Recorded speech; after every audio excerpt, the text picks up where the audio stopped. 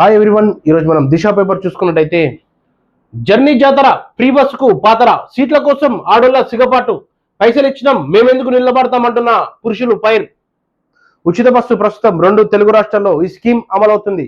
ఇక్కడ మహాలక్ష్మి, అక్కడ శ్రీశక్తి పేరుతో ఈ పథకాలు అమలవుతుండగా దీనిని కొందరు లేడీస్ మిస్యూజ్ చేస్తున్నారని ఆరోపణలు వస్తున్నాయి. కొందరు మహిళలు పని మీద బస్సులో ప్రయాణిస్తుండే మరికొందరు మాత్రం టైంపాస్ కోసం చిన్న పనులకే బస్ ఎక్కి తోటి వారికి ఇబ్బంది కలిగిస్తున్నారని విమర్శలు వస్తున్నాయి. సీట్ల కోసం తోటి మహిళల ప్యాసింజర్ తో గొడవ పడడం, బూతులు తిట్టడం, జుట్లు పట్టుకొని తగాలాడడం వంటి చాలా సీన్లు దర్శనమిస్తున్నాయి. దీనికి తోడుగా కొందరు ఆర్టీసీ ఉద్యోగులతో దురుసుగా ప్రవర్తించి ఘటన అనేకం. మరోవైపు టికెట్లు తీసుకొని మేమెందుకు నిలబడతామంటున్న పురుషులు అసహనం వ్యక్తం చేస్తున్నారు.